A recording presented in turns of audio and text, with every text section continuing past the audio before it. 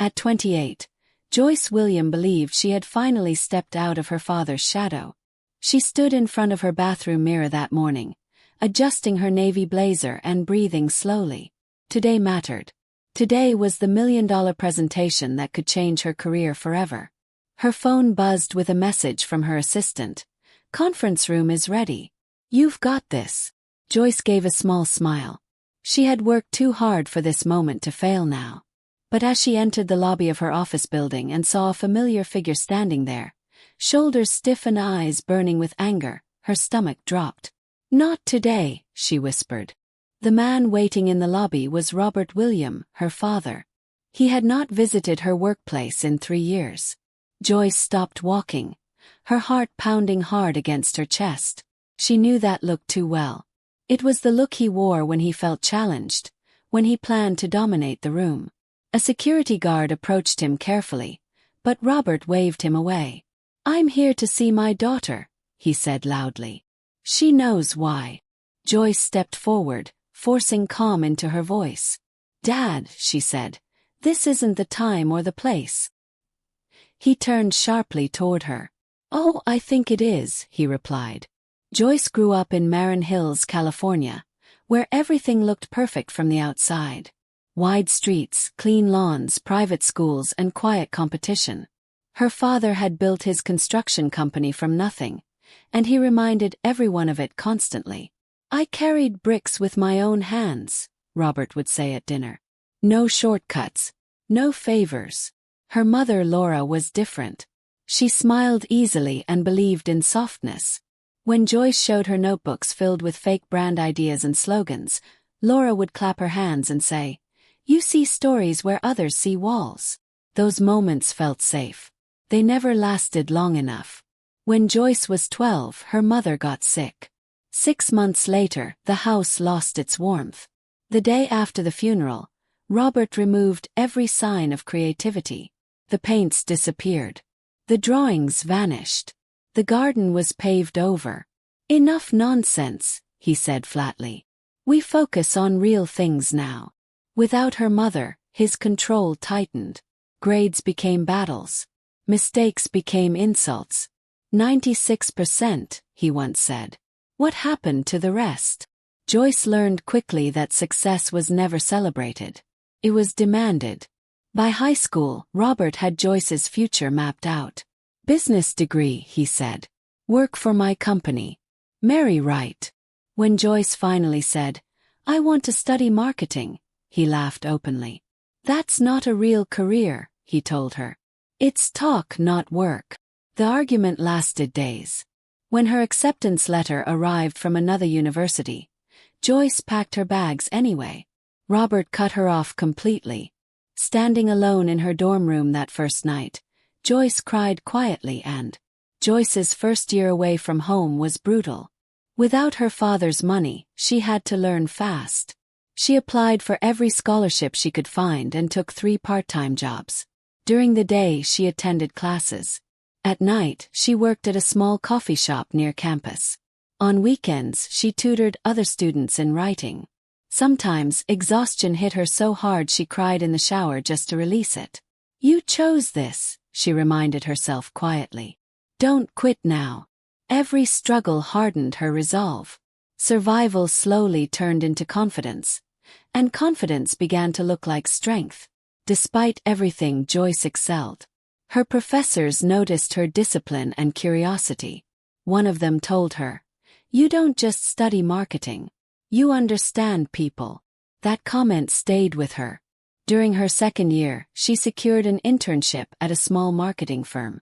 It didn't pay much, but it gave her real responsibility.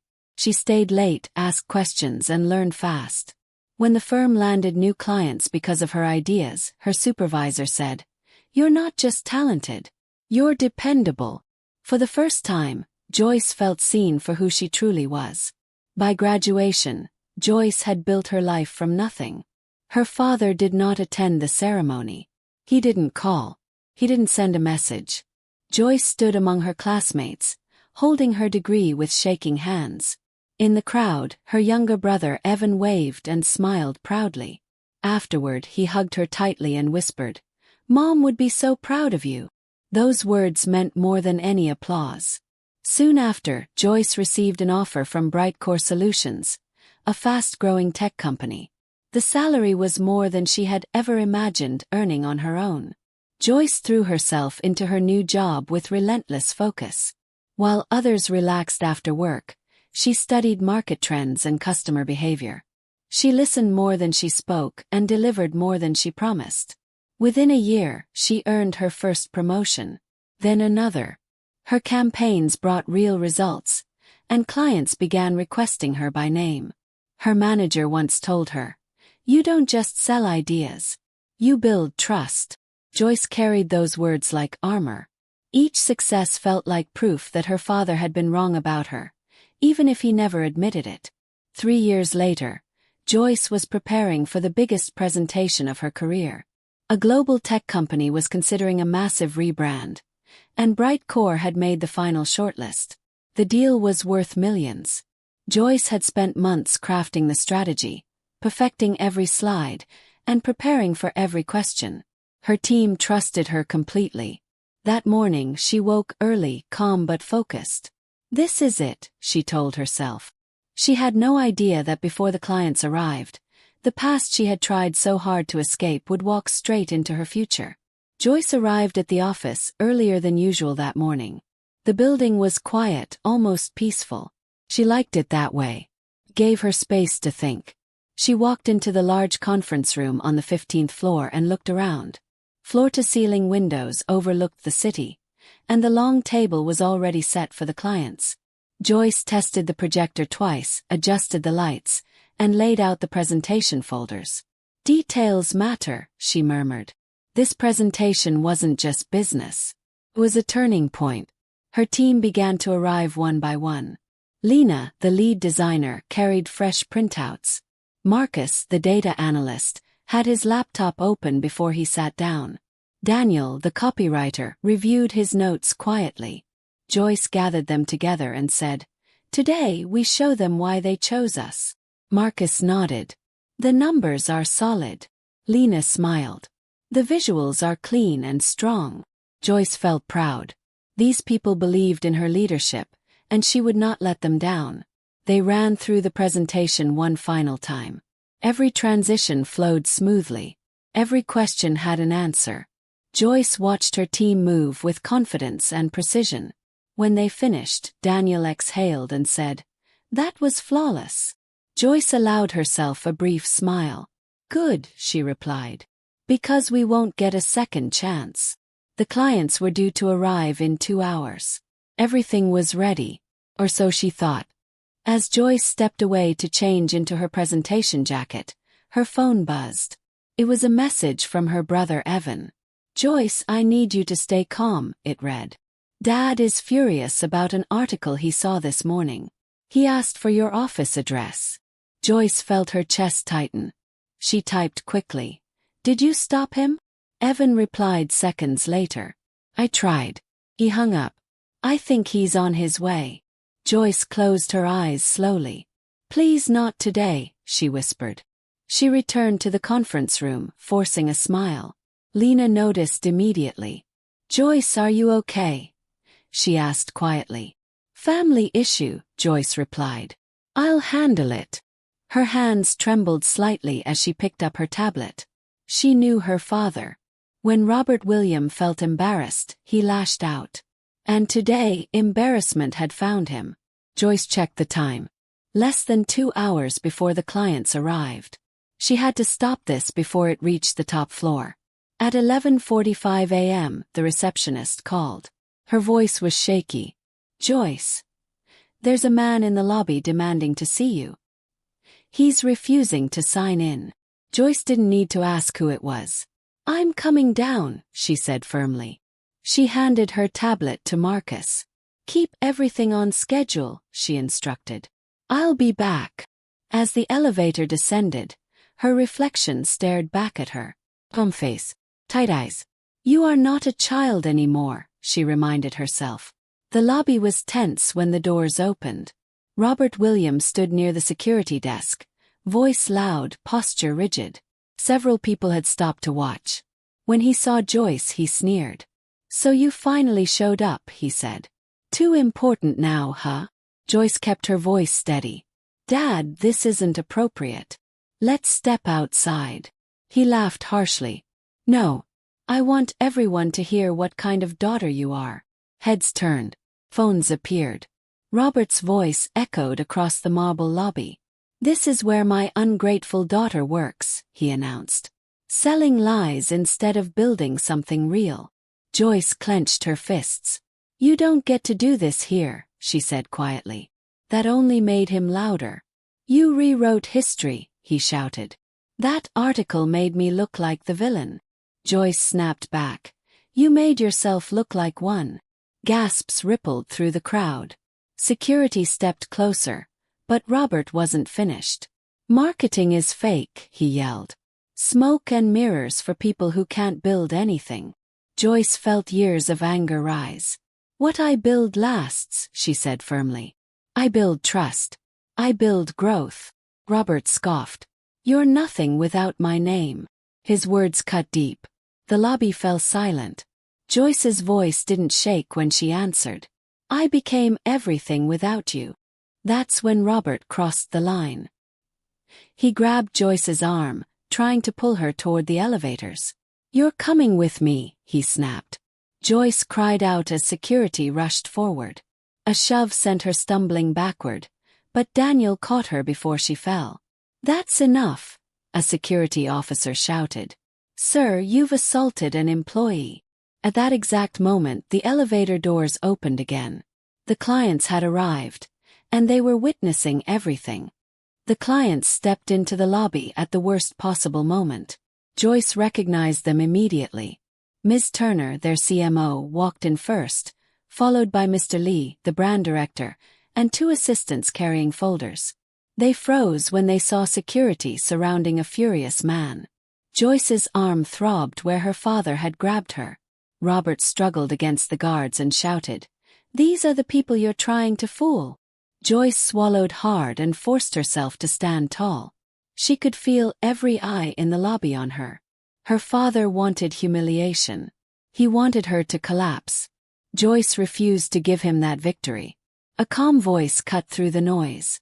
Mr. Grant, Brightcore's CEO, had arrived. He moved with authority, not panic. He looked at Joyce first. "Are you hurt?" he asked. Joyce shook her head, though her face was pale. Then Mr. Grant faced Robert directly. "Sir, your behavior is unacceptable," he said. Robert snapped back.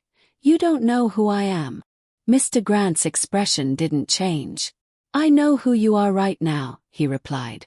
"A man trespassing, harassing our employee, and disrupting business." Robert opened his mouth again, but Mr. Grant raised a hand. "Security, remove him." The guards tightened their grip and started escorting Robert toward the exit. Robert fought like his pride depended on it. His shoes scraped the marble as he twisted and shouted. "This isn't over," he yelled at Joyce. "I'll ruin you." Joyce's hands trembled, but her voice stayed steady. "You can't ruin what you didn't build," she answered. Robert's face twisted with rage. "You're a disgrace," he shouted. A guard warned him. "Sir, keep moving." And just like that, the man who controlled her childhood was forced out of the building like a stranger. Silence poured into the lobby once the doors closed behind him. It felt heavy, like everyone forgot how to breathe. Joyce stood in the center of it, exposed and shaking. Lena rushed down and wrapped an arm around her. "Joyce, are you okay?" she whispered. Joyce tried to speak, but her throat tightened. Mr. Grant turned to the clients.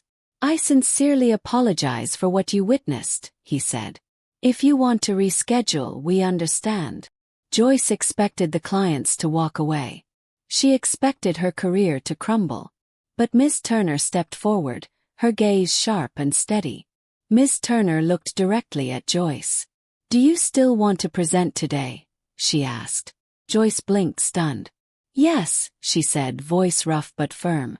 "My team is ready." "I'm ready." Mr. Lee nodded slowly. "We'll give you time to regroup," he said. "We'll grab coffee across the street." The client stepped out, leaving Joyce with her team and the weight of what just happened. Mr. Grant leaned toward Joyce. "We have security footage," he said quietly. "If you want to press charges, the company will support you." Joyce swallowed. "Later," she whispered. "Right now I need to win." Joyce walked upstairs with her team like she was walking out of a storm. In the small meeting room, everyone stared at her with concern and anger on her behalf. Marcus spoke first. "That was sick," he said. "He had no right." Daniel added, "If you want to stop, we stop. No one will blame you." Joyce took a slow breath. "No," she said. "If I stop, he wins." Lena held Joyce's hands gently. "Then we do this together," she said. Joyce nodded. "Together," she repeated. "We have 25 minutes. Let's lock in." They moved fast but with care. Lena checked the visuals. Marcus reviewed the analytics. Daniel refined the opening line. Joyce drank water, wiped her face, and forced her shoulders back. Her arm hurt, and a bruise was already forming, but she didn't hide it. She looked at her reflection in the glass wall and spoke softly to herself. "He called you nothing," she said. "Now show them what nothing can build." Marcus heard her and nodded once. "That's the spirit," he said. Joyce turned to her team. "When they come back in," she said, "we don't explain. We don't apologize. We perform." At exactly 2 p.m. the conference room filled. The clients returned, followed by Mr. Grant and 2 senior executives from Bright Core. Everyone took their seats. Joyce stood at the front, remote in hand, her team lined up like a shield behind her. Joyce's voice came out steady. "Good afternoon," she began. "Thank you for your patience earlier. I'm Joyce William, and today we're presenting a campaign that will transform your brand into the future." Ms. Turner watched her closely. Mr. Lee leaned forward slightly. Joyce clicked the first slide. The room shifted from discomfort to attention. The presentation moved like music. Marcus explained the market shift with clear numbers. Lena's visuals were bold, clean, and modern. Daniel delivered messaging that felt sharp but human. Joyce guided it all, speaking with calm confidence. She pointed to charts and said, "This isn't just a rebrand. It's a repositioning." Ms. Turner asked, "How do we avoid looking fake?" Joyce answered without hesitation. "By doing real work first, then communicating it honestly." Mr. Lee nodded and wrote something down. Joyce could feel the momentum building. Her father's noise was fading, replaced by purpose. When the final slide appeared, the room held its breath. Joyce delivered the close like she had practiced 100 times, but now it meant something deeper. "You saw chaos earlier," she said softly. "But what you're seeing now is control, preparation, and vision." She looked at each executive. "This campaign will increase trust, grow your audience, and position your company as a leader, not just in tech, but in responsibility." Silence followed. Then Ms. Turner smiled slightly and said, "I have one question." Joyce's stomach tightened again. She nodded. "Ask." Ms. Turner folded her hands and looked directly at Joyce. "After what happened earlier," she said calmly, "how do you stay focused and lead under that kind of pressure?" The room went quiet. Joyce felt the weight of the question. She didn't rush her answer. "Because pressure didn't start today," Joyce replied. "I grew up learning how to stand when someone tried to break me. This work is proof that I didn't break." Mr. Lee glanced at Ms. Turner, then back at Joyce. The honesty in the room felt heavier than any statistic. Ms. Turner smiled, slow and impressed. "Thank you for that," she said. She closed her notebook and stood. "Bright Core Solutions, we're ready to move forward." Joyce's breath caught. "We're approving the full contract," Ms. Turner continued, "with Joyce William leading the account." For a second, Joyce didn't move. Then Marcus let out a sharp breath. Lena grabbed Joyce's arm. Mr. Grant smiled openly for the first time that day. The deal was real. It was done. Handshakes followed. Compliments came easily now. "Exceptional work," Mr. Lee said. "Your team is impressive." Ms. Turner added quietly to Joyce. What you showed today matters more than numbers. As the clients left, the room erupted. Laughter. Applause. Marcus said. That was the cleanest win I've ever seen. Joyce leaned against the table, overwhelmed. Just hours ago, her father had tried to tear her apart. Now she stood at the peak of her career. Later that afternoon, Joyce sat alone in her office, ice pressed gently to her arm. The bruise was dark now, undeniable. Mr. Grant knocked softly. HR documented everything, he said. Security banned him permanently. Joyce nodded. Thank you, she replied. Mr. Grant paused. You didn't just protect this deal, he added. You showed everyone what leadership looks like. Joyce swallowed. For the first time, authority didn't feel like control. Felt like respect. That evening, Joyce stood by her apartment window, city lights glowing below. Her phone buzzed. It was Evan. I heard, he said quietly. Mom would be proud of you. Joyce closed her eyes. I hope so, she whispered. Evan hesitated. Dad's angry, he admitted. But he's also alone. Joyce didn't respond right away. Finally she said, I didn't choose this fight. I chose my life. Evan exhaled. I know. The video of the confrontation spread online within hours. Headlines followed. Young executive closes major deal after public family confrontation. Joyce avoided reading most of it. She didn't want sympathy or praise. What mattered was the quiet truth settling inside her. Her father's words no longer defined her. His rage had exposed his weakness, not hers. The world had seen it clearly, and she had survived it. Weeks later, Joyce received her promotion. New responsibilities. Larger team. A stronger voice at the table. Brightcore celebrated her success, but Joyce measured victory differently now. She started therapy. She leaned into friendships. She learned how to rest without guilt. Success no longer felt like armor. Felt like alignment. She was building something real on her terms. Joyce never heard a true apology from her father. Instead, silence grew. And strangely, that silence brought peace. Without his shadow, Joyce felt lighter. She filled her home with art again. Bright colors. Music. Life. Things her mother once loved. Every choice felt intentional now. Every step forward felt earned. On the anniversary of the presentation, Joyce returned to the lobby where it all happened. She stood there quietly, remembering the fear, the anger, the strength she hadn't known she had. The space felt different now. Smaller. Less powerful. Joyce smiled to herself. You didn't break me, she whispered. You freed me. Joyce William never became the daughter her father wanted. And that was her greatest success. She became a woman who chose herself, built her future, and turned rejection into resilience. Her story didn't end with revenge or reconciliation. It ended with release. With boundaries. With purpose. And as Joyce walked out of the building that day, head high and heart steady, she knew one thing for certain. She was never nothing. She had always been enough.